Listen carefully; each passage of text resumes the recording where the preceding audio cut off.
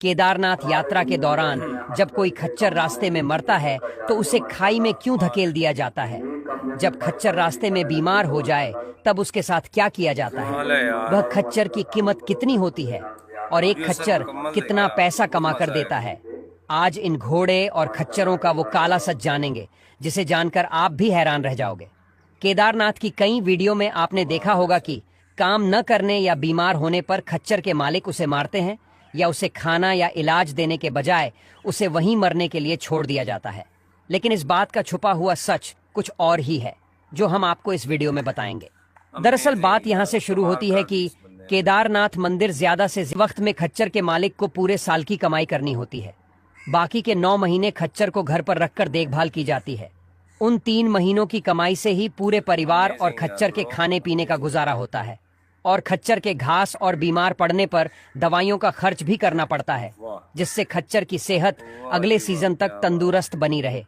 कुछ खच्चरों के मालिकों की राय पूछने पर उन्होंने यह तक कहा कि 2 खच्चर के एक दिन के घास का खर्च कम से कम 1000 तक होता है और कभी कभी इनके मालिक को दूसरों से उधार मांगकर भी खच्चर की देखभाल करनी पड़ती है, ताकि खच्चर सही सलामत रह सके।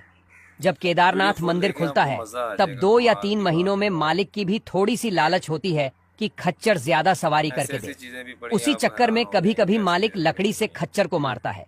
देखा जाए तो 90% मालिक अपने खच्चर को वैसे ही मारते हैं जैसे कि कोई किसान अपने बैलों को मारता है, क्योंकि यह खच्चर ही मालिक की रोजी रोटी होता है। लेकिन कुछ लालची और क्रूर मालिक ठीक से धंधा न होने पर सारा गुस्सा अपने खच्चर पर निकालते हैं और खच्चर को बहुत ज्यादा पीटते हैं। अब जानते हैं खच्चर कितना कमा कर देता है। जब केदारनाथ मंदिर खुला होता है तब खच्चर वालों का व्यापार प्रतिदिन 3 से 5 करोड़ रुपयों का होता है। और एक इंटरनेट के आंकड़ों से पता चला है कि एक खच्चर पूरी सीजन के दौरान 3 से 6 लाख तक कमा कर दे सकता है। अब जानते हैं कि जब कोई खच्चर बीच रास्ते में ही बीमार होकर मर जाए तो उसका क्या होता है। जब कोई खच्चर बीच रास्ते में ही मरता है तो उसका मालिक उसको वहीं कहीं आसपास की जगह में ही दफना देता है, क्योंकि उस खच्चर को वापस लेकर जाना काफी मुश्किल होता है।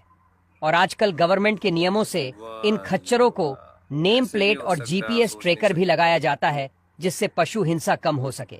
और दूसरी ओर केदारनाथ की खच्चरों की हेल्थ की जांच भी करवानी होती है और खच्चर का बीमा भी लेना होता है।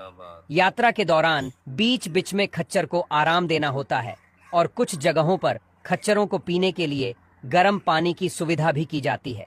फिर भी कई मालिक ऐसे होते हैं जो खच्चर के साथ बहुत क्रूर हिंसा करते हैं।